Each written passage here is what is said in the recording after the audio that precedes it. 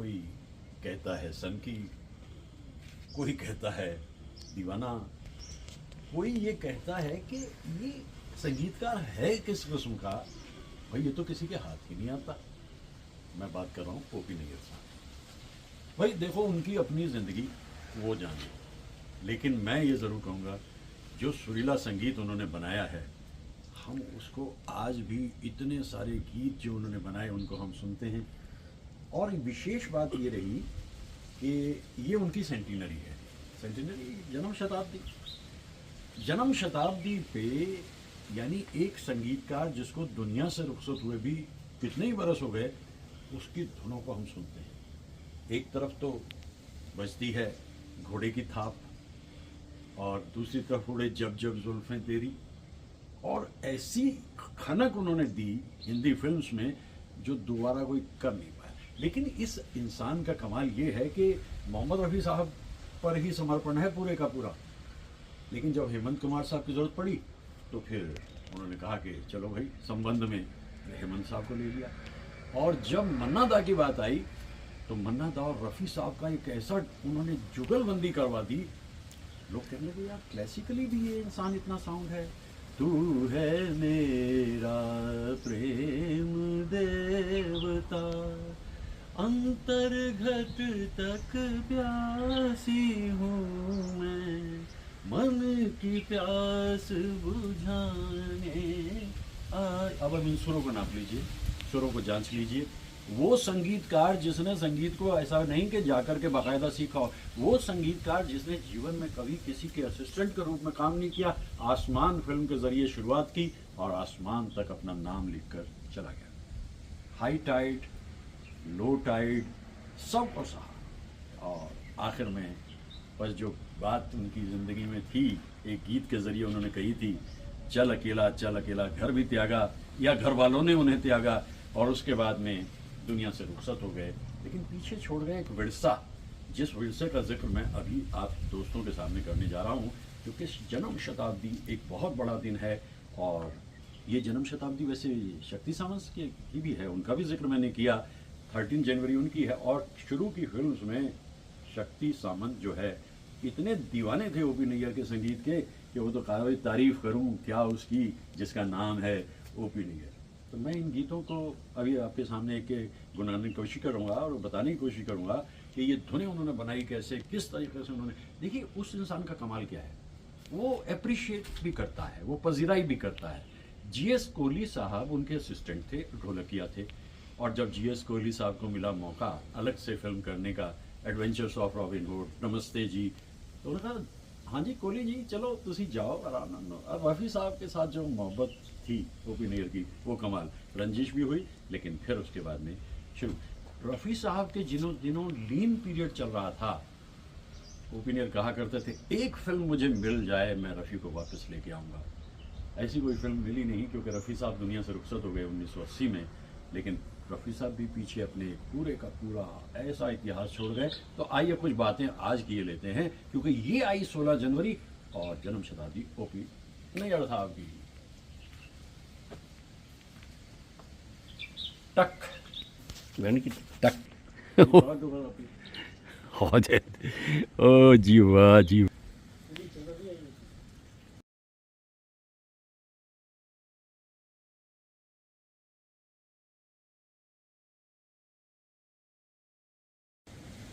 पचास के दशक में ओपी नैयर साहब का संगीत बरस रहा था।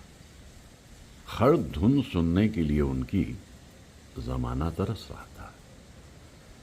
लेकिन मिड 60s में कुछ परिवर्तन आया और ओपी सर के पास काम थोड़ा कम हो गया। लेकिन जो बेहतरीन कलाकार होते हैं वो कभी गुम नहीं होते। They may be down but they will never be out.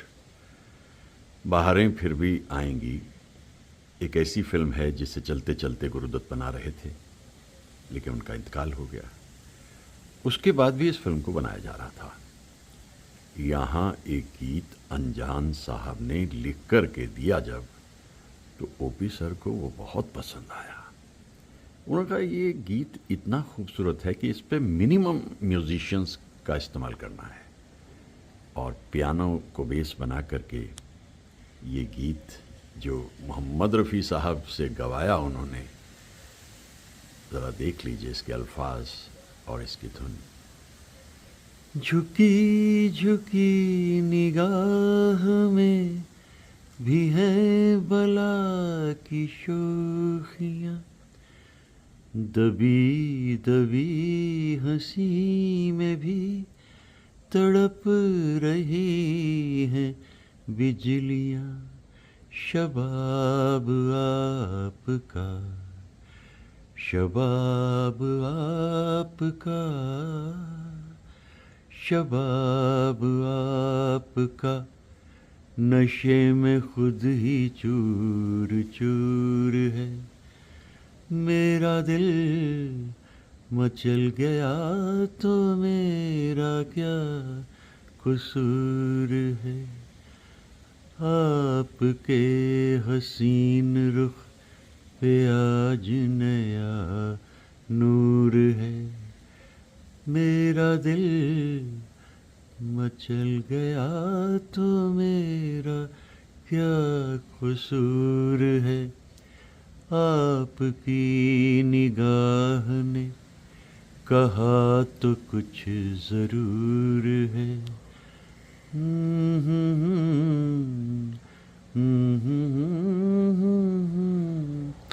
ऐसा गीत बना है ये कि मैं तो सोचता हूँ इसको आप 60 बरस बाद भी सुन रहे हैं तो ऐसा लगता है कि ये गीत अभी कल ही बन करके तैयार हुआ है।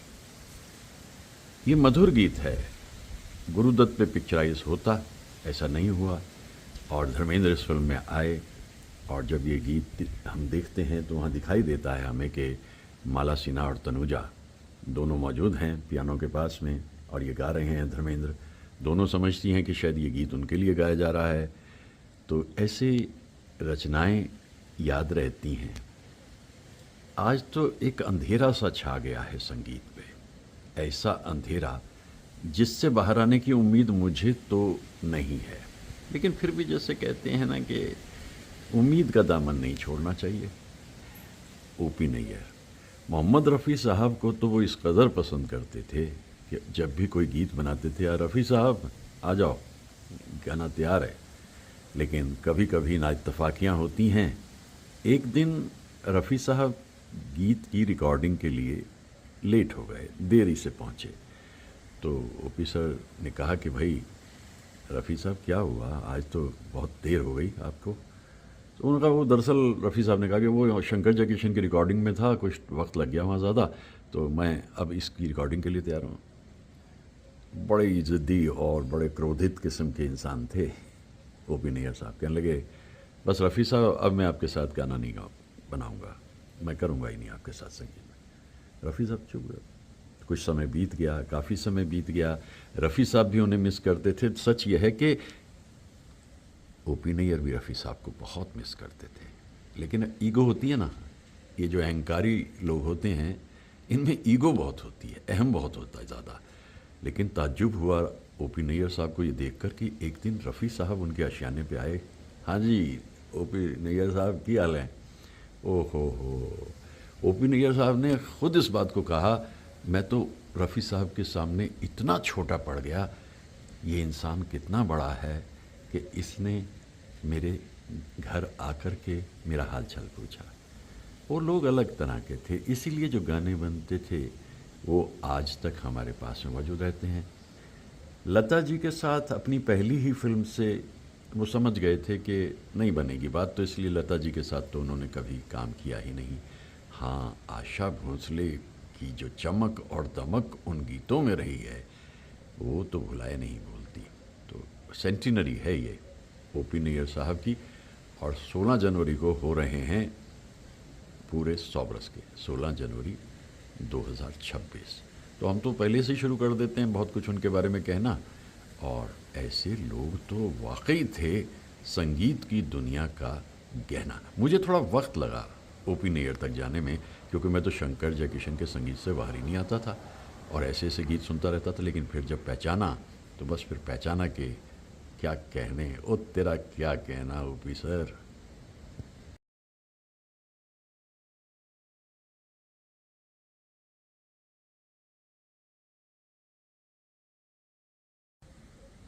ज़्यादातर देखा गया है कि हर म्यूज़िक डायरेक्टर की एक म्यूज़ होती है, वो म्यूज़ जो उसको प्रेरणा देती है। ओपी सर की ज़िंदगी में भी आशा भोंसले बहुत जल्दी आ गई थी, तो शुरू से जो गीत ये बनाते थे वो बहुत ही ज़्यादा मशहूर होते थे गीत, और उन गीतों को जिस खनक के साथ आशा भोंसले गाती थी, भाई वो भी सुनने लायक बात है उन गीतों को अगर हम देखें तो। लेकिन 1966 का बरस आते आते एक फिल्म आती है, ये रात फिर ना आएगी। तो यहाँ जो संगीत तैयार किया ओपी सर ने वो अद्भुत है, और उसमें जो एक गीत विशेष तौर पे गाया आशा भोंसले ने वो मुझे बहुत पसंद है। यही वो जगह है, यही वो फिजाएं, यहीं पर कभी आप हम से मिले थे, वो दिन किस तरह हम भला भूल जाए, यहीं पर कभी आप हम से मिले थे, यहीं पर मेरा हाथ में हाथ लेकर कभी ना बिछड़ने का वादा किया था, सदा के लिए हम रहेंगे तुम्हारे, कभी तो ये तुमने भी वादा किया था, वो दिन किस तरह हम भला भूल जाएं, यहीं पर कभी आप हम से मिले थे। ऐसा खूबसूरत गीत बनाया ओपी सर ने, और किस अंदाज में गाया आशा भोंसले ने। लेकिन ये मोहब्बत का जो एक दौर होता है ये कहीं ना कहीं ख़त्म होता है। आशा भोंसले के दिल पे दस्तक देने लगे थे पंचम आर.डी. बर्मन, और धीरे धीरे ओपी सर समझ गए थे कि अब उनकी रुखसती आशा भोंसले की ज़िंदगी से लगभग तैयार है। और इसी फिल्म में आशा भोंसले ने कितने अंदाज में गाया था, कैसे हर टुकड़ा मेरे दिल का देता है गवाही, दिल टूट गया आपको आवाज ना आई। बस ये तैयारी थी, शिकस्ते साज लगभग होने को तैयार था, और आशा भोंसले एक नई दुनिया में जाने को तैयार थी, और धीरे धीरे ओपी नैयर साहब की ज़िंदगी पे छाने को तैयार थी एक धुंध, जिससे बाहर आना उनके लिए नामुमकिन हो गया। फिर भी उसके बाद में 1969 का बरस आते हुए एक गीत रच दिया एस.एच. बिहारी साहब, जो कि बहुत ही प्रिय थे ओपी नैयर साहब को, और एक तरह से हम ये कहें कि ये आशा भोंसले के साथ उनका आखिरी गीत है, क्योंकि गीत के अल्फाज कुछ इस तरह से हैं, चैन से हमको कभी आपने जीने ना दिया, जहर भी आया गए, पीना तो पीने ना दिया, अगर जहर भी चाहा पीना तो पीने ना दिया। इस गीत को दुनिया ने बहुत पसंद किया, यहाँ तक भी हुआ कि फिल्म फेयर ने इसके लिए अवार्ड दिया आशा भोंसले को। लेकिन रंज की जब गुफ्तगू होने लगी, आपसे तुम, तुमसे तू होने लगी, तो अवार्ड की बात आई तो आशा भोसले तो गई नहीं अवार्ड लेने के लिए, ओपी साहब मौजूद थे, तो वहाँ पे जो लोग थे ऑर्गेनाइजर्स, ओपी सर इस अवार्ड को आप रिसीव कर लीजिए, उन्होंने रिसीव कर लिया। अब इससे आगे फिल्म इंडस्ट्री की अलग अलग कहानियाँ हैं भाई। किसी ने कहा कि बाहर जाकर के जब ओपी सर बैठे कार में जाकर तो उन्होंने उठा करके फेंका दूर उस ट्रॉफी को, क्योंकि जब नफ़रतों की फसलें इतनी ऊंची हो जाती हैं कि जिनके नीचे मोहब्बतें दब जाती हैं, वो दौड़ जिसमें मोहब्बत रही होती है वो भी दब जाता है, तो फिर तो क्रोध का कोई अंत नहीं होता। क्रोधित तो वो रहते थे। एक इंटरव्यू में मैंने सुना, उन्होंने किसी ने इंटरव्यू ने पूछा, भाई आपके बारे में कहा जाता है आपको बहुत गुस्सा आता है। कहने लगे, यार बचपन में मेरे को कुत्ते ने काट लिया था, अब मुझे याद नहीं कि मेरे इंजेक्शन लगवाए गए थे या नहीं लगवाए गए थे। सन की किस्म के इंसान माने जाते थे, आखिरी दिन घर से परिवार से दूर रह करके बिताए, लेकिन संगीत जो उनका है भाई वो तो अद्भुत है। और रफ़ी साहब के साथ तो जो गीत उन्होंने बनाए, फिर उसके बाद आशा भोसले के साथ में जो गीत बनाए, रातों को चोरी चोरी बोले मोरा कंगना, अब के जो बरखाई आएंगे सजना। बरखा भी आई, बादल भी छाए, सजना नहीं आए, क्योंकि एक बार की बिछड़ी हुई मोहब्बत ज़िंदगी में फिर दोबारा कभी आती नहीं।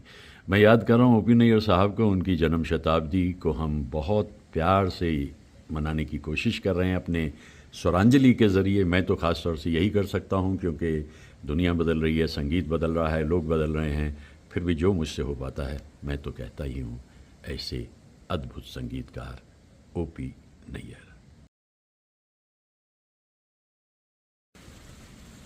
झूमती हुई हवा, लहलहाते हुए वृक्ष, उधर आसमान पे छाए हुए अलग अलग रंग।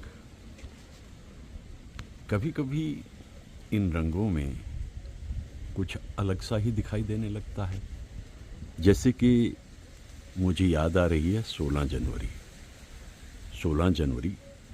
2026, यानी वो चांद जो चमका था संगीत की दुनिया में, जिसे ओपी नैयर के नाम से जाना जाता था, उनकी सेंटिनरी 16 जनवरी।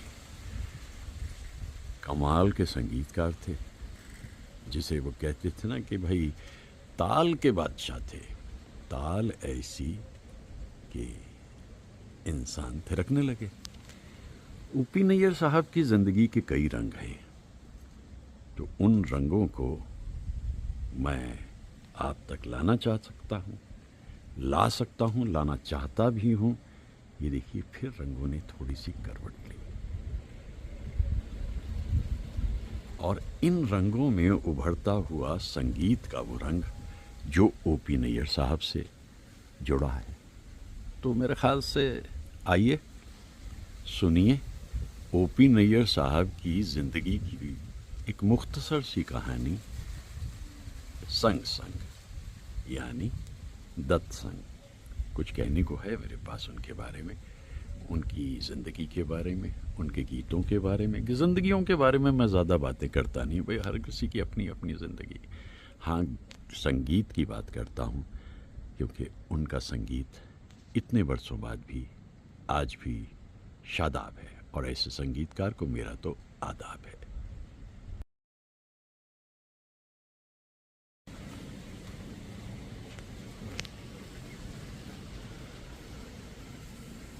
इतनी मोहब्बत थी रफ़ी साहब की आवाज़ से ओपी नैयर साहब को, किसी और मेल सिंगर को तो वो कुछ मानते ही नहीं थे। जितने भी मेल सिंगर्स थे बस उनका सम्मान ज़रूर करते थे ओपी सर, लेकिन मोहम्मद रफ़ी की आवाज़ ही आवाज़ है।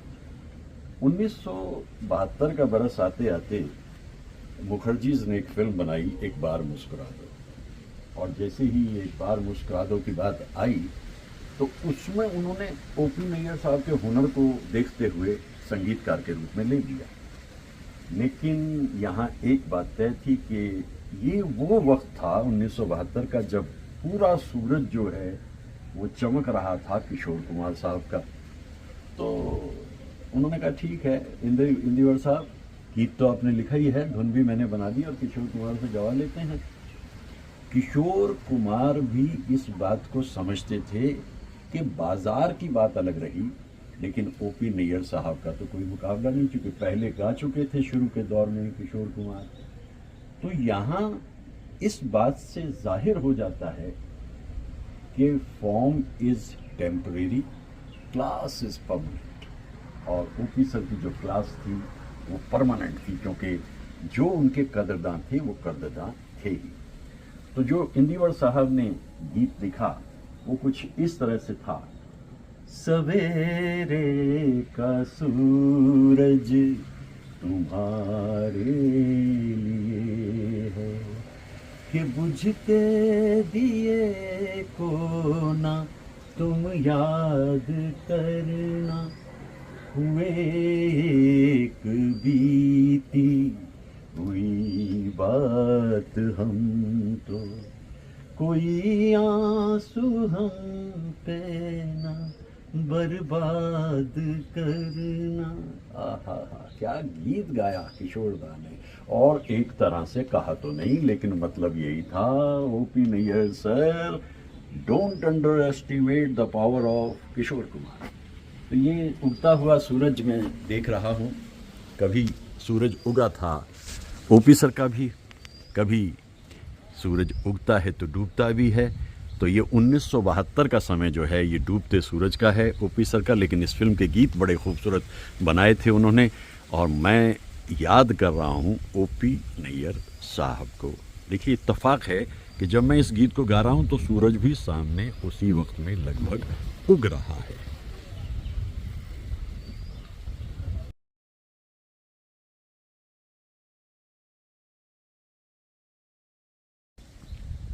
मुकेश साहब तो छाए हुए थे हिंदी फिल्म्स में, लेकिन ओपी नैयर साहब के पास उनके लिए कोई ज़्यादा जगह नहीं थी। और खुशी हो गई मुकेश साहब को जब ये गीत के लिए बुलाया ओपी साहब ने, भाई ये मुकेश ये तो तुम्हारे लिए ही है भाई, गाओ इस गीत को। और मुकेश साहब बड़े प्रसन्न हुए।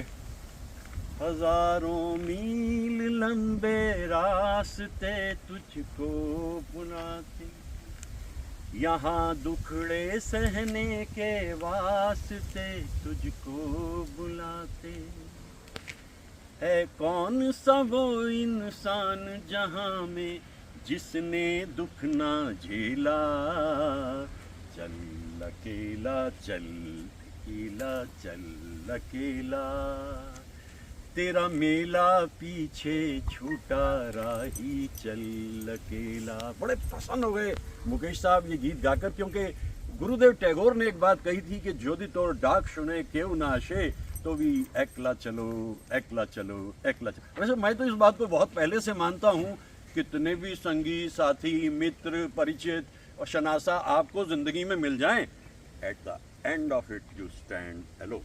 तो चल अकेला गीत मुकेश साहब ने गा दिया, लेकिन इसके बाद ओपी भूले नहीं उनको, और जब एक बार मुस्कुरा दो में एक खूबसूरत ड्यूएट दिया जाना है तो वहाँ वो गा रहे हैं, चेहरे से जरा आंचल जब आपने सरकाया, दुनिया ये पुकार उठी, लो चांद निकल आया। बस मैं तो ये मानता हूँ कि भाई जिस तरह से भी थे, जैसे भी थे, हमारे संगीतकार ओपी नैयर साहब का भाई क्या कहना। मैं तो उनके गीतों को सुनता रहता हूँ, गाता रहता हूँ, गुनगुनाता रहता हूँ खामोशियों में। अब देखिए इतने लंबे रास्ते जीवन के हम पार करते हैं, वहाँ से चलते हैं इधर आते हैं, बचपन से जवानी के होते होते हम बुजुर्गी पे आ जाते हैं।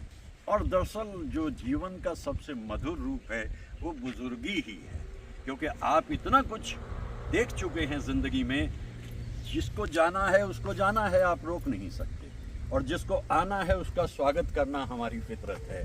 तो इसी तरह ऐसे खूबसूरत माहौल में ओपी नैयर साहब को याद करते हुए, उन गीतों को याद करते हुए बहुत सी बातें मुझे याद आती रहती हैं, मैं उनके बारे में कहता रहता हूँ। ये जो उनकी सेंटिनरी है, इसकी ख़ास विशेष बात एक है कि मुझे मालूम नहीं कहाँ कहाँ मनाई जा रही है, लेकिन हमारे बहुत अच्छे मित्र हैं पराग डिमरी साहब, उन्होंने तो इतना बड़ा आयोजन दिल्ली में किया है 17 जनवरी को, और इतना मैं उनका उत्साह देखता हूं तो बड़ा प्रसन्न होता हूं। ऑर्केस्ट्रा है, सिंगर्स हैं और ऑडियंस है, और मुझे बड़ी खुशी है कि ये काम पराग साहब कर रहे हैं। मैं उनके लिए दुआ करता हूं कि जो वो चाह रहे हैं उस दिन जितनी कामयाबी इस प्रोग्राम की चाहते हैं उससे ज़्यादा कामयाबी उन्हें मिले। तो ओपी सर अपने आप में एक अद्भुत इंसान, मतलब मैं कई बार उस इंसान को सोचता हूँ कि फिल्म इंडस्ट्री में उन्होंने समय बिताया कैसा होगा, क्योंकि उनके मूड्स इतनी तेज़ी से तब्दील होते थे। साहिर साहब के साथ में बहुत अच्छा काम चल रहा था, नया दौर के गीतों ने तो कमाल ही कर दिया था, लेकिन फिर जो कहते हैं ना कि किसी वजह से ज़िंदगी कुछ इस तरीके से कर देती है कि वो साहिर साहब से अलग हुए। लता मंगेशकर के साथ तो गाना ही नहीं, रफ़ी साहब के साथ थोड़ी देर के लिए हटे लेकिन फिर लौट आए। ऐसे जो इंसान होते हैं उनका अपना एक खुद एतमाद तो होता ही है।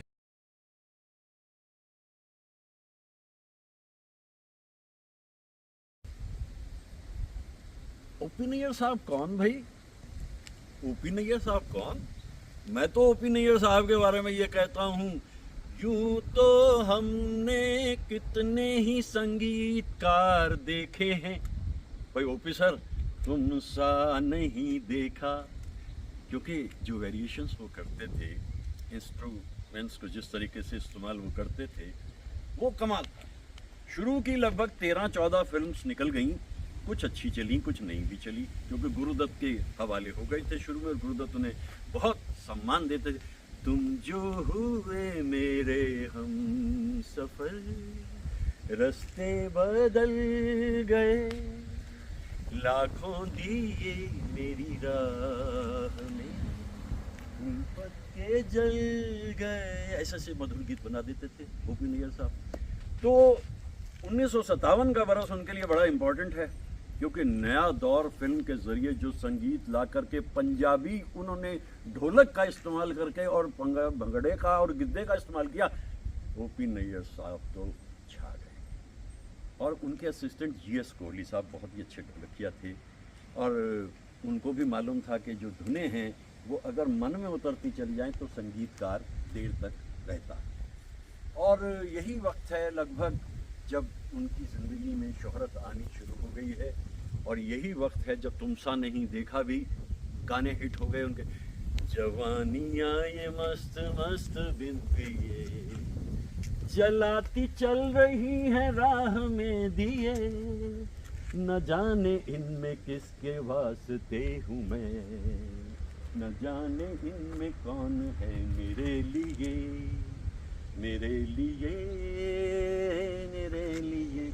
अब ये जो ओपी नैयर साहब हैं, इनका रफ़ी साहब में इतना यकीन है, पुकारता चला हूँ मैं। और पहले भी उन्हें मालूम था कि एक मुसाफिर एक हसीना के गीतों में जो रफ़ी साहब ने मिलकर के काम किया आशा भोसले के साथ, वो गीत बड़े मकबूल हुए।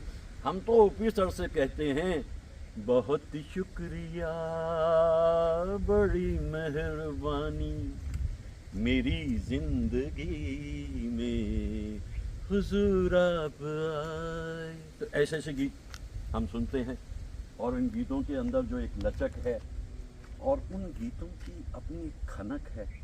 तो ओपी सर साहब के जिनके जो संगीत हैं, उनके जो गीत बनते थे, उनके जब साहिर साहब से वो जुदा हुए, उसका फ़ायदा कई गीतकारों को हुआ। मजरू सुल्तानपुरी तो ऑलरेडी एस्टेब्लिश थे, लेकिन एस.एच. बिहारी साहब ने इतने खूबसूरत गीत ओपी नैयर साहब के लिए लिए। है दुनिया उसी की, ज़माना उसी का, मोहब्बत में जो हो गया हो किस। शक्ति सावंत साहब के बड़े प्रिय थे वो, तभी तो कश्मीर की कली का जो संगीत है, और उससे थोड़ा सा पहले सावन की घटा का जो संगीत है, और उससे भी पहले हावड़ा ब्रिज,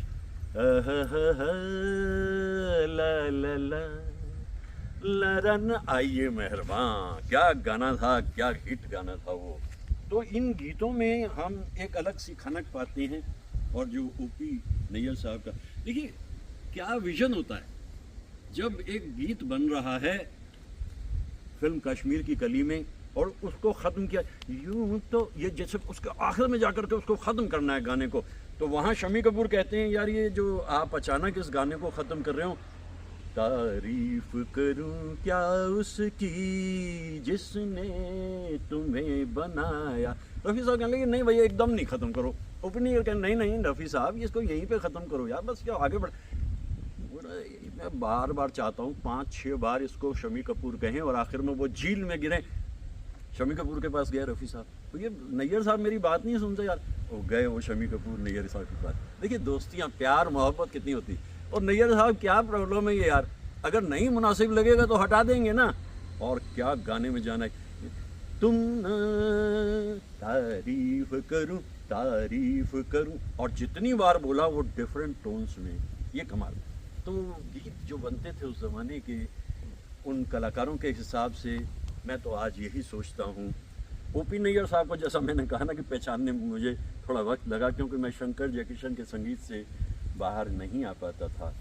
लेकिन जब उनके गीतों को मैंने सुनना शुरू किया, सावन की घटा के गीतों को भी जब हम सुनते हैं, आशा भोसले की ज़िंदगी में तो एक चमक आ गई। बलमा खुली हवा में महकी हुई फिजा में दिल चाहता है मेरा बहकना इधर उधर। अब आप सोचिए कि ये गीत इतना खूबसूरत है कि ये हर दिल की ज़ुबान है, हर दिल चाहता है बहकना इधर उधर। लेकिन इस दुनिया की कंडीशनिंग इतनी ज़बरदस्त है, आप स्ट्रेट जैकेटेड एग्जिस्टेंस में चले जाते हैं। आप नाचना चाहें तो आप शर्मा जाते हैं, आप गाना चाहें तो आप घबरा जाते हैं, आप अपने मुताबिक ड्रेस पहनना चाहते हैं तो आपको लगता है लोग क्या अरे कहेंगे, तो लोग कहते रहे भाई, चॉइस उनकी है।